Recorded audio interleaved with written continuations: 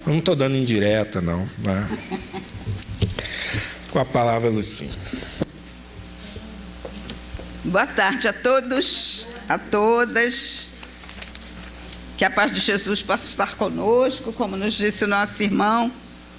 O nosso tema de hoje é temor da morte, do Livro dos Espíritos, as perguntas 941 e 942. Uma vez, na semana de finados, há uns anos atrás, o Raul Teixeira esteve lá no Centro Espírita de Jacarepaguá, onde eu trabalho, e perguntou para a assistência... Perguntou para a assistência se alguém levantasse o braço quem tinha medo da morte. Só uma senhora levantou. A gente não sabe se ela era a única corajosa ou se era a única que realmente tinha medo da morte. Quando eu leio, cada vez que eu leio esse tema, que eu estudo esse tema, e eu penso nesse temor da morte, eu fico analisando como nós podemos temer a única coisa que nos é fatal. Porque nós temos duas fatalidades, né? A hora que a gente nasce e a hora que a gente vai embora. Então não tem como ficar aqui. Não vai ter jeito. Um dia nós vamos ter que ir embora. E a gente não consegue, eu falo, na grande maioria, não é? Estabelecer essa relação com este momento que nós vamos ter que deixar a Terra. Não tem como. Mais cedo ou mais tarde nós vamos ter que ir embora. E essa é a realidade que nós temos hoje. É a realidade que nós não podemos transformar. Quando o nosso companheiro fez a prece, ele pediu ajuda para que nós possamos transformar, para que nós possamos nos melhorar, tudo isso. Mas nós vamos ter que ir embora um dia. E nós vamos ver que essa situação é tão normal que até o poeta Vinícius de Moraes fez uma música que diz assim: tem dias que eu fico pensando na vida e, sinceramente, eu não vejo saída. Como é, por exemplo, que dá para entender, a gente mal nasce, começa a morrer. E não é assim. Não é assim que funciona. É assim que funciona. Porque o bebê nasce com aquela, vai trocando a pelinha, uns nascem carequinha, aí o cabelo vai nascendo, depois aquele cabelo cai, vem outro, o nosso corpo vai o tempo inteiro trabalhando. Todos os dias as nossas células vão morrendo, não é? Todos os dias. Eu estava vendo um documentário há pouco tempo sobre o Leonardo da Vinci, e ele perguntaram a ele uma vez o seguinte: o que ele tinha, se ele tinha medo da morte, como é que ele lidava com isso? Ele deu a seguinte resposta: quando vamos dormir após um dia de dever cumprido, um dia bem vivido. Assim é com a morte, um sono após uma vida bem vivida. Olha que resposta do Leonardo da Vinci, né? Que religiosidade ele tinha? Qual era a religião dele? A gente não sabe, né? Mas ele trouxe essa informação belíssima. E se nós observarmos, todo dia de noite a gente morre. Todo dia de noite a gente morre. Quando a gente vai dormir, o corpo fica ali e nós viajamos. Nós transitamos, nós encontramos afetos, encontramos desafetos.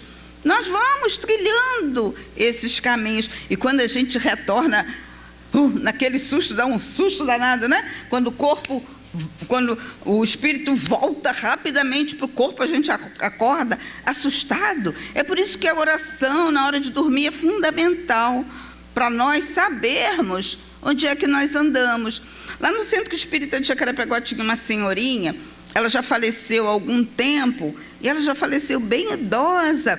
E ela chegava lá e falava assim para um companheiro que tinha lá: Poxa, vê se para de ver filme de noite.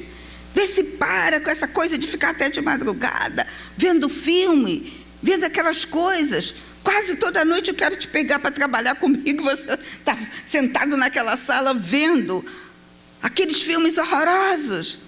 Quer dizer, ao invés, né, ele não se recolhia. Até hoje a gente brinca muito com ele. Ele não se recolhia, ele não orava, ele não se preparava para essa morte diária que a gente se encontra, não encontra com os amigos aqui da casa. Né? Quantas vezes nós nos encontramos à noite? Quantas tarefas nós executamos durante a noite? Isso quando nós vamos dormir bem. Oramos, nos preparando. Né? Eu tenho um livrinho sobre Evangelho no Lar, que tem uma página da Joana de Ângeles que ela nos diz que quando a gente faz o Evangelho no Lar à noite, após o Evangelho, não se liga a televisão, não se liga a rádio, não se sai, se recolhe, faz o Evangelho e se recolhe, porque é aí que a gente vai trabalhar, aí que a gente vai descansar o corpo e vai poder trabalhar. Como a espiritualidade agora, eu sempre falo, eu não tenho mediunidade de vidência, mas a gente sabe que aqui está um movimento enorme da espiritualidade trabalhando em mim, neles, nos passistas. E essa é uma preparação para logo mais. E aí Kardec pergunta: para muitas pessoas, o temor da morte é uma causa de perplexidade. De onde lhes vem esse temor, já que tem diante de si o futuro? Não há fundamento para semelhante temor. Mas que queres? Desde a infância procuram convencê-las de que há um inferno e um paraíso, e que mais certo é irem para o inferno, visto que também lhes disseram que o que está na natureza constitui pecado mortal para a alma. Assim, quando essas pessoas se tornam adultas, se tiverem um pouco de discernimento, não poderão admitir tais coisas e se tornam ateias ou materialistas. É dessa forma que são levadas a crer que nada mais existe além da vida presente. Quanto aos que persistirem em suas crenças da infância, esses temem o fogo eterno que os queimará sem os consumir. Então, desde lá de trás, né, desde a mais remota antiguidade, colocaram para nós esse temor. Ou vai para o céu, ou vai para o inferno. Não é? Ou vai para o céu, ou vai para o inferno. E tudo é pecado. Tudo era pecado. Tudo. Então, foi criando na humanidade um sistema de culpas, né? Um sistema de pecado original, pecado assim. E aí, transitando de encarnação em reencarnação, nós fomos adquirindo todo esse temor. Porque do outro lado não se apresentava nada de bom. Ou, aí eu brinco sempre, que a gente viu, né? Quem viu? Eu vi a primeira novela A Viagem. Essa segunda versão eu não vi. Aí eu venho aqui, vocês me veem aqui, né? Falando aqui calminha e tal. Mas eu sou meio trem-bala. Eu sou muito agitada. Meio, né? Aí eu fiquei vendo aquela novela e eu olhava aquele céu, falava assim: Senhor, que coisa mais sem graça. Não era sem graça. Uns carneirinhos pulando, pá, pá, pá. Aquelas pessoas com aquelas roupas, aquelas músicas, aquela coisa. Quando a gente lê André Luiz, a gente sabe que os trabalhadores de nosso lar, de outras colônias, eles têm um momento de lazer. Eles ouvem palestras, eles ouvem músicas, mas eles têm muito trabalho. Eu vim agora no ônibus, olhei assim, a senhorinha que estava do meu lado, estava lendo o Nosso Lar. Então, aí eu falei, depois ela cochilou um pouquinho, aí pegou de novo, quer dizer, porque aquilo ali era tanta informação, não é? E a gente teve conhecimento ali da vida espiritual. Então, André nos fala daquilo tudo, daquele trabalho. Aí a gente vê essas novelas, que tem um valor, claro, é uma arte e tem o seu valor. Mas nos apresentam esse céu muito sem graça, não é? Muito parado. E quando Jesus disse, meu Pai trabalha sempre e eu também, é porque lá a vida é tua, né? Vai todo mundo o tempo inteiro ali, fazendo as suas obrigações, os seus trabalhos, com muito mais amor do que a maioria, né? De nós que olha assim, ai meu Deus, um calor danado, vou ter que ir lá no centro. Ai, como é que eu vou para o centro com essa chuva? Ai, está tão friozinho hoje, que as cobertas estão tão gostosas. A gente ainda tem, às vezes, essas condições. Não é lá na vida espiritual. Não, é trabalho o tempo todo, é realização para quem quer, né? Para quem quer evoluir, para quem quer trabalhar. E quando a gente lê lá no final, esses temem o fogo eterno que os queimará sem consumir. Como é que pode aquele fogo que fica ali, além dele ser eterno, está ali queimando eternamente, ainda não consome aqueles espíritos, né? Eles vão ficar o resto da eternidade ali. Aí, quando, mais adiante, os espíritos nos dizem, a morte não inspira ao justo nenhum temor, porque com a fé ele tem a certeza do futuro, a esperança a que faz esperar por uma vida melhor. E a caridade, a cuja lei obedece, lhe dá a segurança de que não encontrará no mundo para onde terá de ir nenhum ser cujo olhar ele deva temer. Então, esse dever cumprido, essa realidade... Há pouco tempo eu escutei um expositor dizer, ele estava falando do nascimento de Jesus, dos apóstolos, né? E ele nos disse que quando Pedro foi, né? Pedro desencarnou, ele foi recebido por Jesus. Jesus acolheu Pedro, depositou aquele espírito para descanso, daquela luta toda, né? Do trabalho todo na casa do caminho, daquele tudo que Pedro fez em nome do cristianismo. E Jesus deixa o Pedro acomodadinho ali e vai saindo. Ele diz, Senhor, aonde o Senhor vai? Vou tratar da casa do meu pai, vou trabalhar. Ah, então eu vou também, que o Senhor levantou e foi. Nem descansou. Levantou e foi. Então, a vida, como Leonardo da Vinci deixou, assim é com a morte, um sono após uma vida bem vivida. Então, se nós procurarmos, dentro do Evangelho de Jesus, dentro do que a doutrina espírita preconiza, levar uma vida tranquila, levar uma vida sabendo que a doutrina é consoladora, sabendo que tudo passa, sabendo que a nossa evolução depende de tudo isso, de todo o valor que nós dermos à nossa vida, de todo o trabalho no bem executado, nós não temos nada a temer. Nós não temos nada a temer diante da morte, porque é o fim do corpo.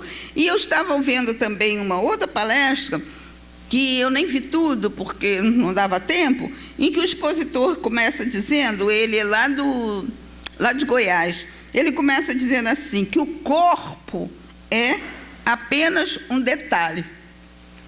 Eu achei muito interessante, né? O corpo é apenas um detalhe. O espírito vivifica. Esse detalhe, que é o nosso corpo, cada um hoje está de uma maneira, né? Eu estou Lucy na feição feminina. Eu desencarnando e retornando, eu posso retornar num corpo masculino. Eu posso ser mãe da minha mãe, daquela que foi minha mãe. Eu posso ser mãe de um dos meus irmãos.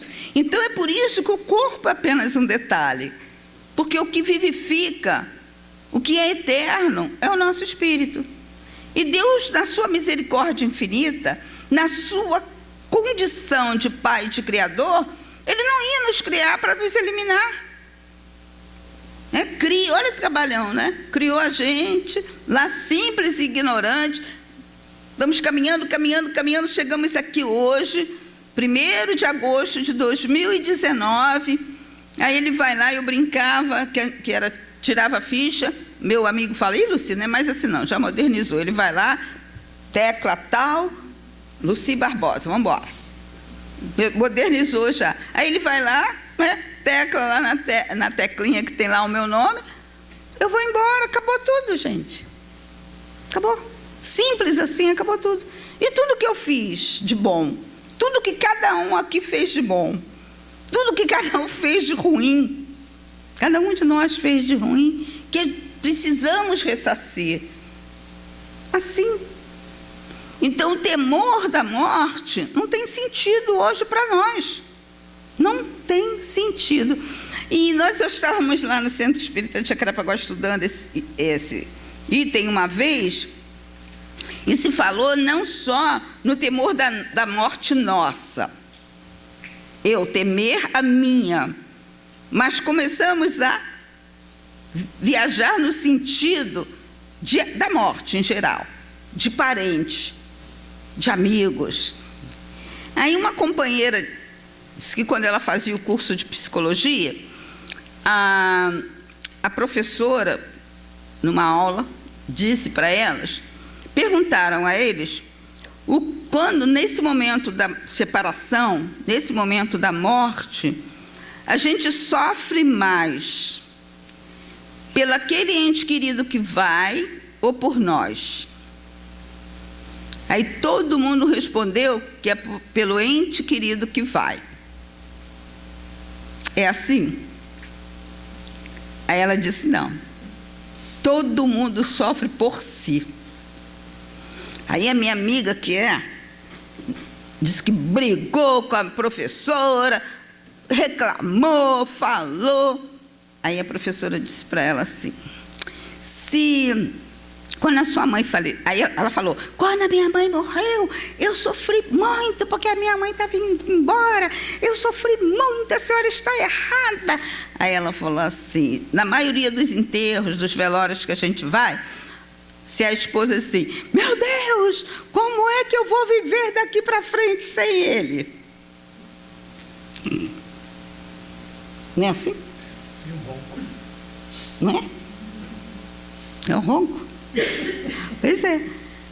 Aí o filho vai, meu filho era todo, como é que eu vou viver sem o meu filho? Não é que a gente não vai sofrer a separação, todo mundo sofre. Mas às vezes, e a minha amiga disse que a professora falou isso também, o ente querido da gente está ali, todo entubado, ele não tem mais reação nenhuma, ele está ali, né, nos estertores da morte, e a gente fica ali segurando, a gente quer que ele, não é? Não relaxa, para que Deus tome a providência e leve. Aí, depois que ela falou isso para mim, fiquei analisando e digo, Jesus, não é assim, gente? É assim. Como eu vou ficar? Aquele amor nosso já não aguenta mais. E nós estamos ali na maior preocupação, como é que vai ser a minha vida daqui para frente sem aquele ente querido. Não importando o tipo de sofrimento que ele esteja passando, mas eu quero ele ali, colado em mim. E aí, né, tem aqueles livros, tem do Simonetti, que fala daquele, né, meu pai falava muito isso, da melhora da morte. Aí quando começa aquele tumulto, ninguém quer deixar o ente querido ir embora, o que a espiritualidade faz? Dá aquela melhora, né, injeta lá, fluido, aí ele melhora. Aí a família vai, dorme, descansa, eles vão e desligam. Então, esse temor injustificado, a gente tem que trabalhar em nós e tem que trabalhar também no nosso egoísmo de perceber que em um momento qualquer da vida nós teremos que nos separar dos nossos amores. Porque eles terão que ir. Nós vamos e eles vão também. Eles vão também. E aí Kardec traz todo um apanhado disso tudo, que ele nos fala, o homem carnal mais presa a vida corporal do que a vida espiritual, tem na terra penas e gozos materiais. Sua felicidade consiste na satisfação fugaz de todos os seus desejos. Então, o homem material só vê isso aqui. Só vê a sua satisfação material. Só vê os benefícios da vida material. Sua alma, constantemente preocupada e angustiada pelas vicissitudes da vida, mantém-se num estado de ansiedade e de torturas perpétuas. Ele fica ali, naquele afã, ele quer ganhar mais, ele quer ter mais, ele fica ali naquela ansiedade constante. E não passa pela sua mente a menor possibilidade de deixar tudo isso. E aí vem todos esses sofrimentos. A morte o assusta, porque ele duvida do futuro e porque tem de deixar no mundo todas as suas afeições e esperanças. Olha que lindo, né? Aquele homem sofre, porque ele tem que deixar aqui todas as suas afeições e esperanças.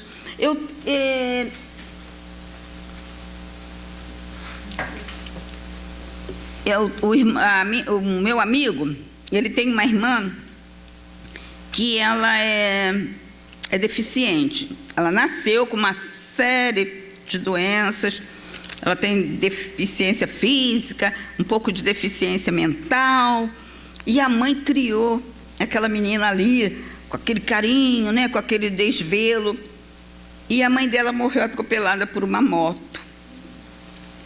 Aí lá no sepultamento, a minha irmã perguntou para o meu amigo, né? E agora, como é que ela vai ficar? Aí ele falou assim, olha só, a minha mãe criou ela de maneira tal que quando ela se fosse, ela poderia, claro, com a nossa ajuda, continuar o seu caminho. Aí essa menina teve um problema cardíaco muito sério, ficou no CTI, ficou internada no CTI, e nós soubemos que a mãe dela foi numa reunião mediúnica desesperada, pedindo que aqueles amigos do centro, né, onde ela trabalhava, cuidassem com muito carinho da filha dela. Quer dizer, a gente analisando, olha só, ela cuidou, e essa menina vive bem, ela é casada, o rapaz parece que é meio... tem probleminhas também, mas os dois têm a casinha deles bem montadas, bem montadinha. Quando ela voltou do hospital, nós fomos lá visitar. Aí a gente olha, organiza a nossa mente e pensa, o que o irmão dela falou? Minha mãe criou bem para que quando ela fosse embora, ela cuidasse dela, tivesse condições de cuidar dela. Mas a mãe não cuidou de si, porque ela foi embora e foi na reunião mediúnica pedindo pelo amor de Deus para nós não abandonarmos a filha dela, para nós cuidarmos da filha dela. Então essa preparação nossa para a nossa despedida da terra tem que ser todo dia. Nós precisamos ter essa percepção de que nós um dia vamos deixar aqui, como diz aqui, deixar as nossas afeições. Nós vamos deixar os nossos amores, né? Na minha casa era papai e mamãe 8. Papai e mamãe já foi, 2 já foram. 2 irmãos já foram. Né? Então nós vamos vendo que aos poucos eles vão, né, nos deixando, vão se despedindo da vida e ocupando a realidade. Porque nós somos seres espirituais. Nós não somos essa matéria. Nós estamos nessa matéria. E Kardec continua nos dizendo que o homem moral, que se colocou acima das necessidades artificiais criadas pelas paixões, experimenta já neste mundo prazeres que o homem material desconhece. Então, o homem moral, aquele homem que já caminhou um pouco, que já tem a realidade da vida espiritual dentro de si, ele não tem mais essas necessidades. Ele já olha as suas necessidades lá, né? O seu lar, o seu carro, se ele precisa, né? Sua roupa, sua alimentação, tudo que a vida material impõe. E tudo aquilo que nós precisamos. Mas que quando nós formos embora, nós não vamos levar nada. Nós não vamos levar absolutamente nada daqui. Nada, nada, a não ser os valores morais que nós adquirimos. Com muito suor e muita lágrima. Né? Porque a gente evolui pela água. A gente evolui pela água. Ou pelo suor do trabalho, ou pelas lágrimas da dor. São dois caminhos. E a maioria de nós, ainda na Terra, planeta de provas e expiações, a maioria de nós está evoluindo pela dor. Né? Pela dor, pela luta diária, por tudo que nós precisamos viver. A moderação dos desejos dá ao seu espírito calma e serenidade.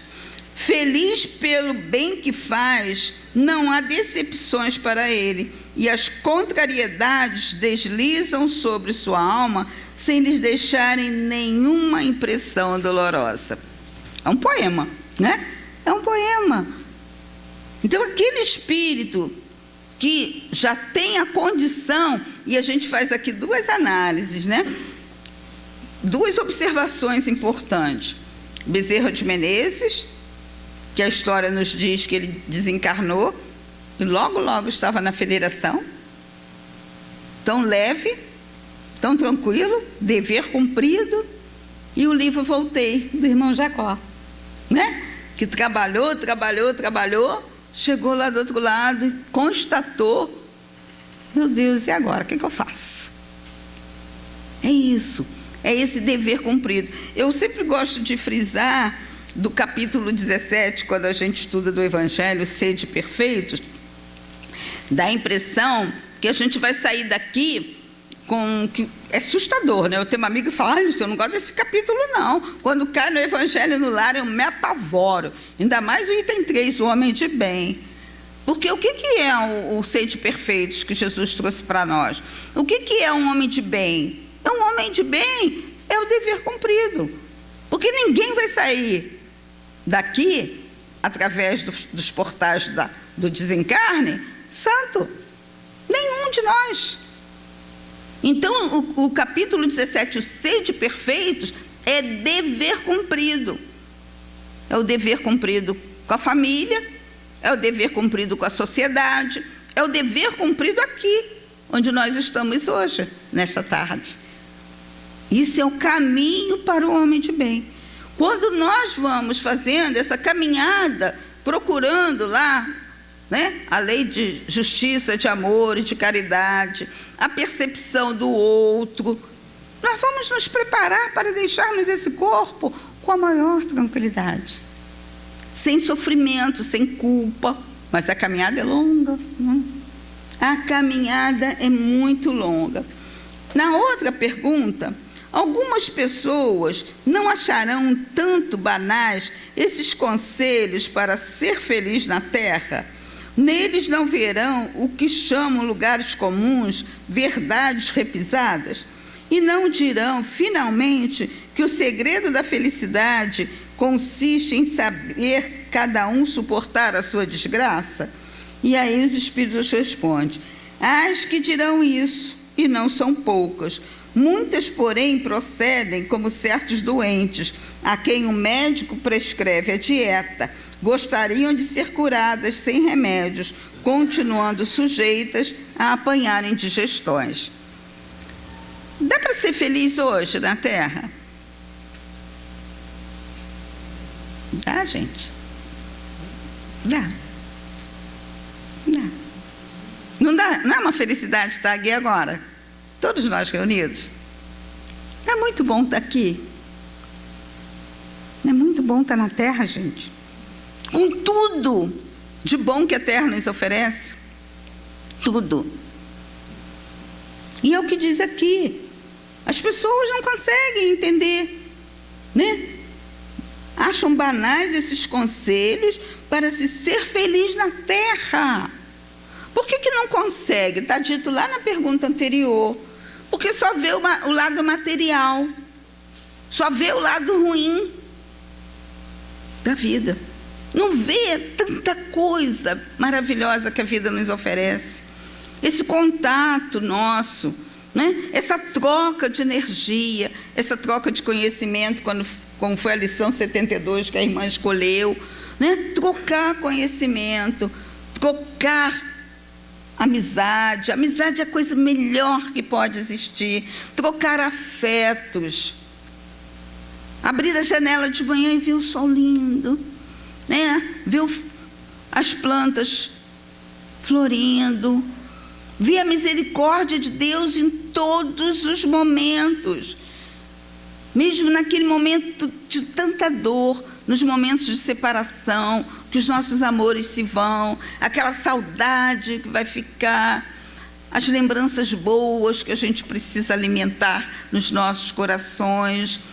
Tudo isso é o sentido dessa felicidade que a gente pode ter. Porque nós não podemos colocar nosso sentido de felicidade, que a gente não sabe nem o que é direito felicidade. Para muita gente, felicidade é o carro do ano, né? Já deve estar saindo aí o carro de 2020, né? As coisas materiais, aquela roupa linda, que a gente chega no shopping, aí compra, depois não dá, depois não quer, depois não usa, fica lá no armário pendurado, mas naquele momento fazia sentido, não é? As coisas materiais que vão passar. Agora, esse sentido da vida espiritual, esse sentido da bondade de Deus, que deu para todos nós um espírito para nos ajudar na caminhada, que a gente não consegue caminhar sozinho. É ilusão achar que pode caminhar sozinho. É ilusão. Todos nós precisamos uns dos outros. Todos nós. Sabedor disso, Deus nos deu o nosso amigo espiritual, porque Ele sabe que sozinho nós não vamos caminhar. Aquela beleza lá da 919, de Agostinho, né, 919A, para fazer o autoconhecimento, esse trabalho interior, sozinho nós não vamos conseguir. Então é sentar, conversar com um amigo e dizer, ó, está complicado, está difícil para mim, dá a mão aqui para mim, para eu ajudar. Fazer essa introspecção, analisar onde é que eu estou falhando, de que eu preciso mais, quais são as realizações que me faltam. E aí a gente vai perdendo todo esse afã da vida material, porque tudo vai passar, tudo vai passar. E aí a gente vai lá no sentido, né, da resposta. Muitos, porém, procedem como certos doentes a quem o médico prescreve a dieta. Gostariam de ser curadas sem remédios, continuando sujeitas a apanharem digestões. Ali tem a codificação, e logo ali, depois dos livrinhos de Emmanuel, tem o Evangelho de Jesus. Ali é o caminho. A gente começa aqui, Kardec começou por aqui, mas o caminho é ali.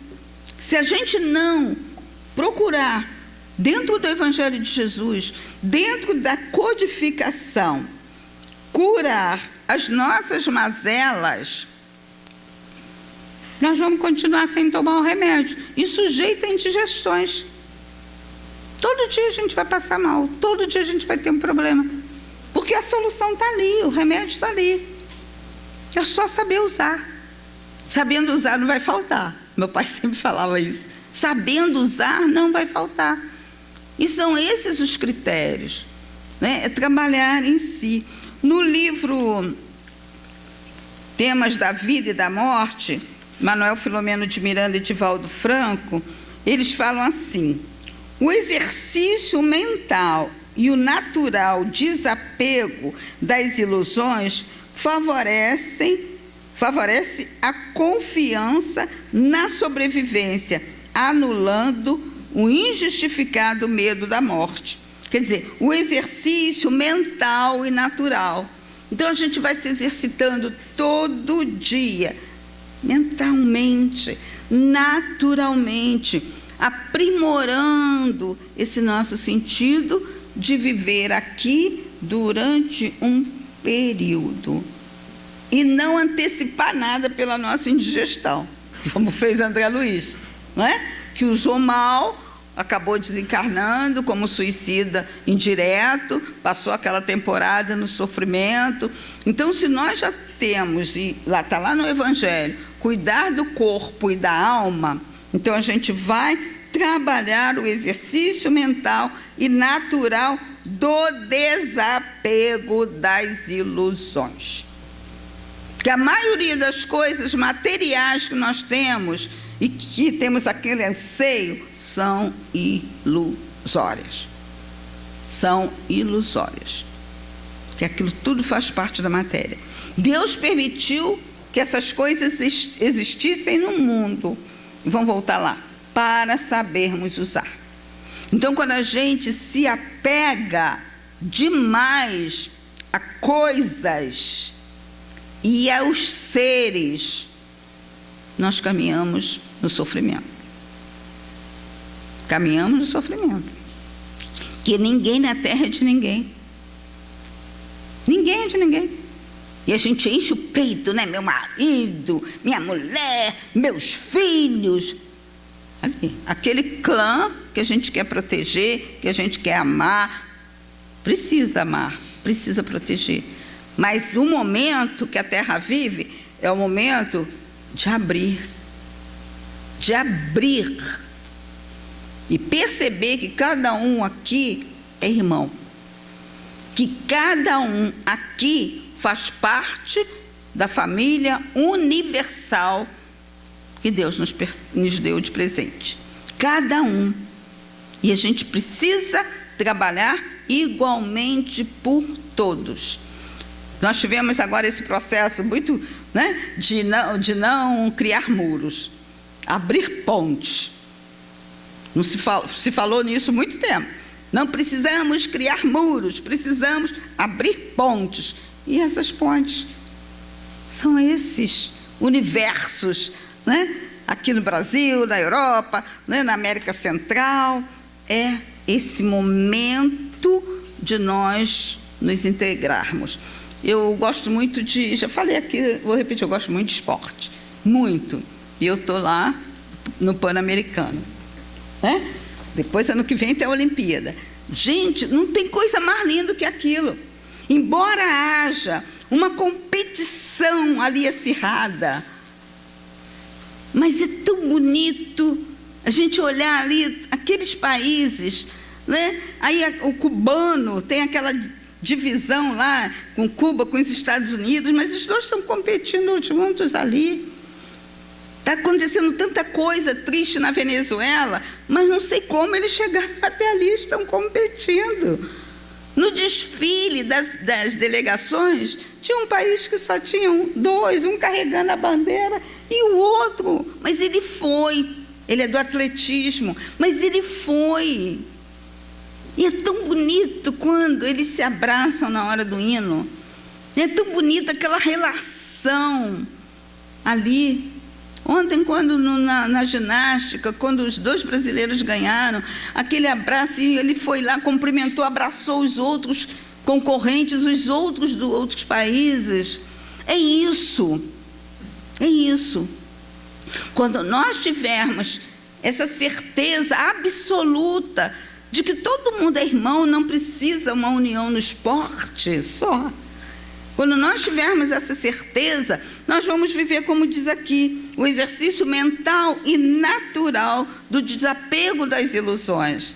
Porque todos nós temos direito a ganhar a nossa medalha. Todos nós vamos subir ao pódio um dia. E o troféu é o Evangelho de Jesus. Ali, o troféu é o Evangelho de Jesus. E aí, Divaldo continua dizendo, com Manuel Filomeno de Miranda, que o homem deve pensar na morte conforme pensa na vida. Tem gente que fala em morte assim: eu não quero nem pensar nisso, eu não quero nem saber disso.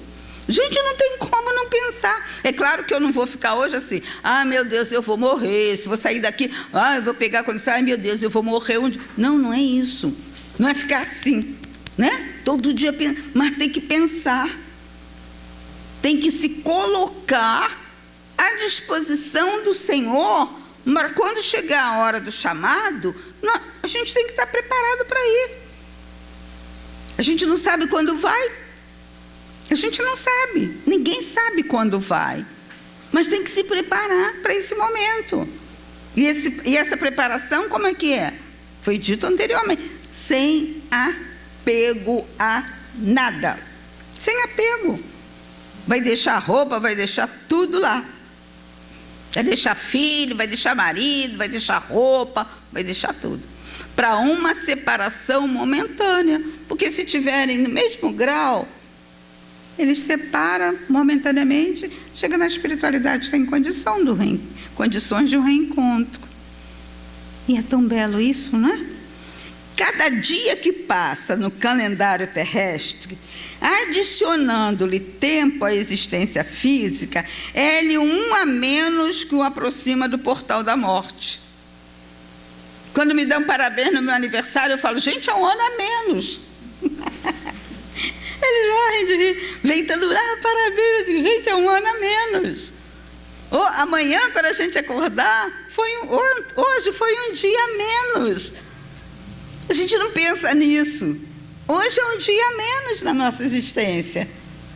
E é isso que Manuel Filomeno fala aqui, né? Dar tempo à existência física é um a menos que o aproxima do portal da morte. Então, cada dia que a gente vive aqui é um dia a menos. E é um dia que nos aproxima mais da morte. A gente vai durar quanto tempo? 10 anos, 20, 30, né? Eu tenho uma tia do coração que ano passado, em junho, eu fui à festa de 100 anos dela lá em Brasília. Aí ela falou: eu fiquei muito feliz que você veio. Você precisava estar aqui na minha festa.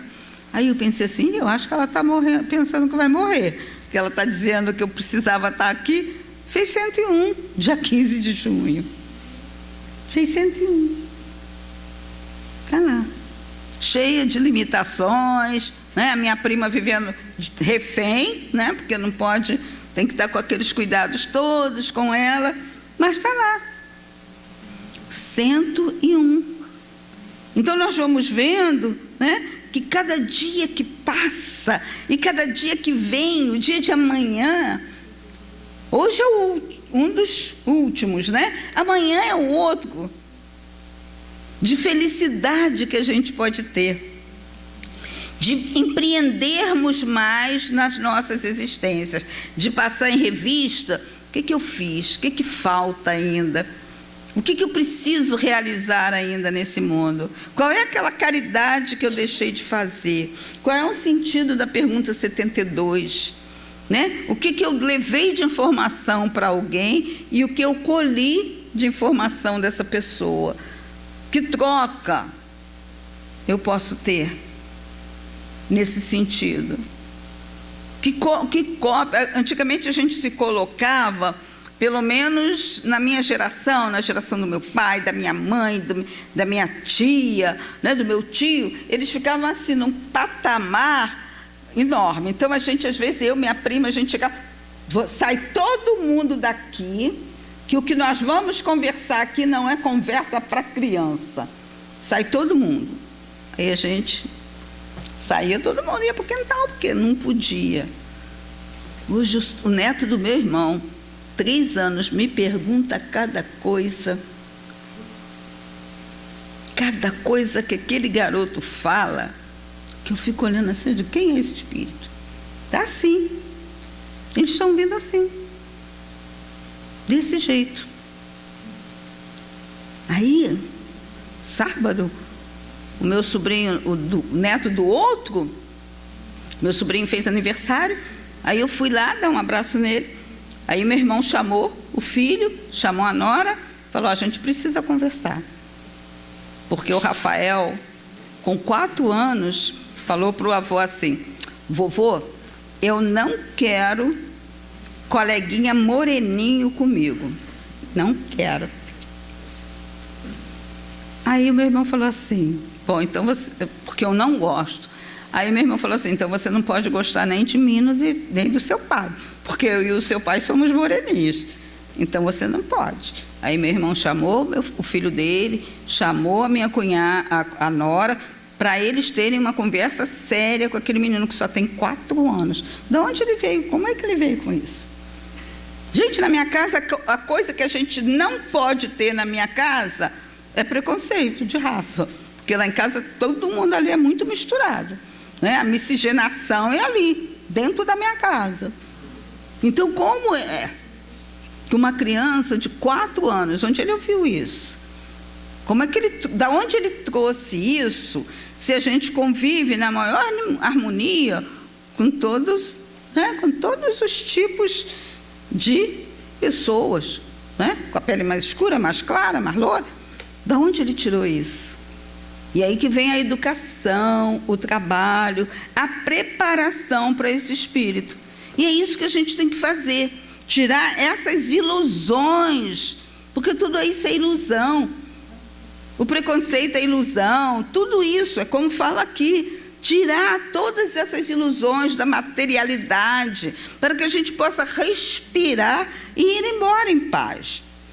Aí ele diz assim: substituir o medo pela expectativa de como será a vida mais tarde.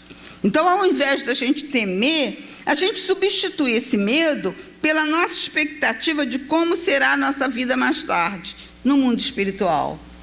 O que eu vou levar daqui? Qual é a mala que eu estou fazendo? A minha mala está cheia de quê? Ou está vazia de nada? Substituir a incerteza pela conscientização do prosseguimento espiritual deve ser um programa bem elaborado para ser vivido com a tranquilidade no dia a dia. Então, a incerteza a gente substitui pela conscientização do prosseguimento espiritual, o sentido da vida espiritual. A gente precisa se olhar como espírito. Não dá mais para a gente viver dentro do espiritismo, achar que é essa matéria, achar que é isso aqui, ó. Que nós não somos isso aqui. Isso aqui, como eu anotei aqui, que o irmão falou, o corpo é um detalhe. Esse corpo aqui é um detalhe, porque eu sou um espírito, e cada um aqui é um espírito.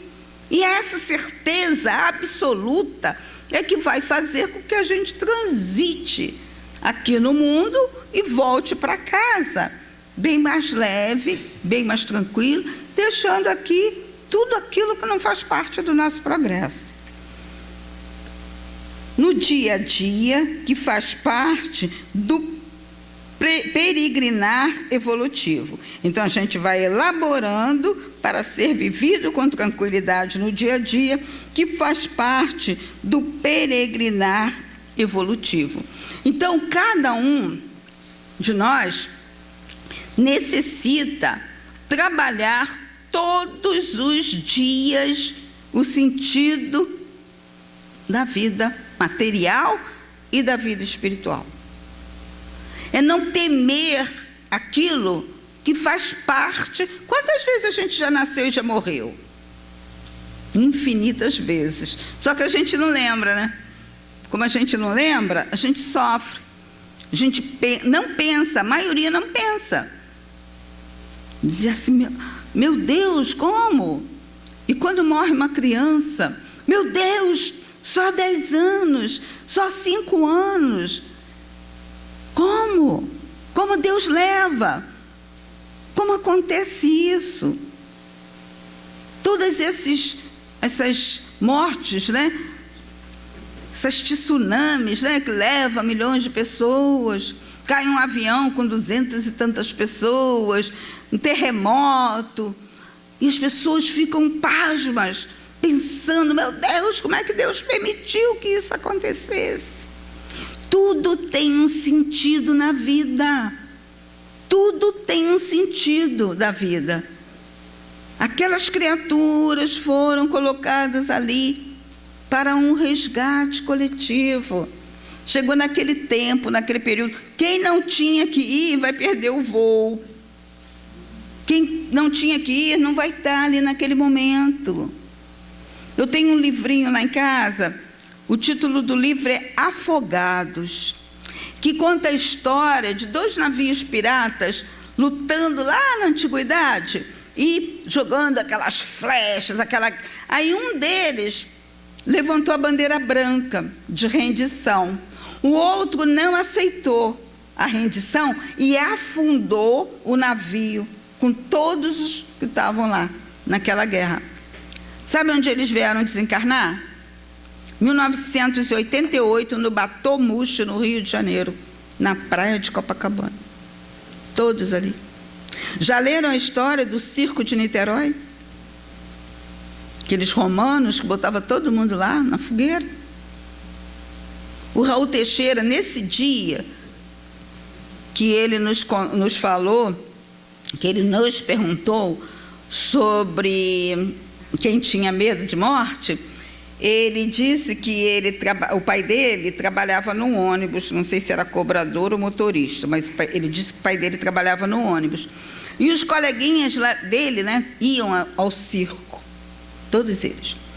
E o pai dele não chegava para dar o dinheiro a ele. Aí os coleguinhas passaram, vamos, Raul, vamos. Ele, não, meu pai não chegou ainda, eu não tenho dinheiro para ir.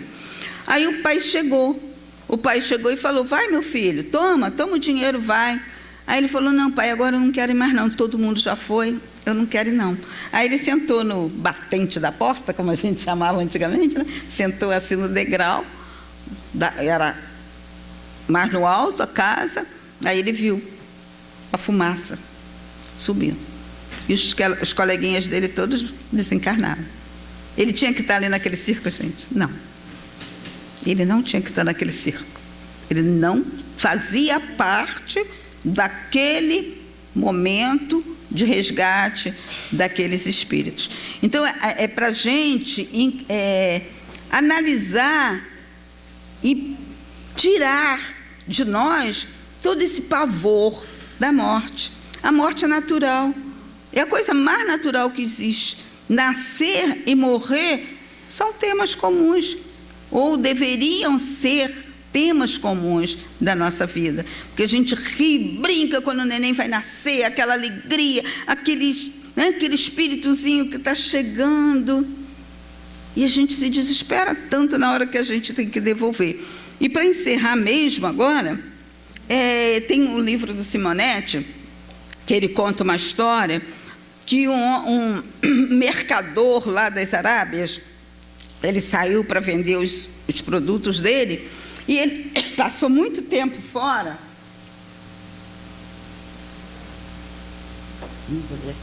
Quando ele volta, a mulher fala, vem, vai almoçar, vamos almoçar, vamos. Aí ele, cadê os meninos? Aí ela, não, almoça primeiro, depois eu falo dos meninos, tal. Aí ele fez a refeição, se lavou.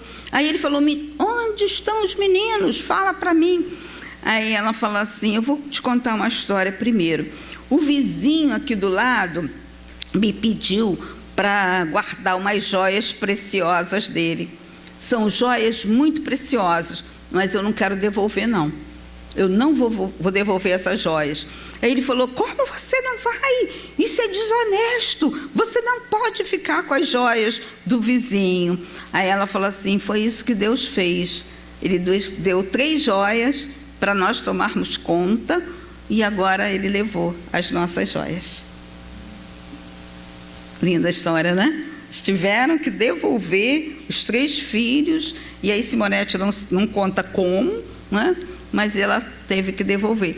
E a gente recebe, né, as joias da nossa família, nos nossos amigos, e depois tem que devolver para Deus.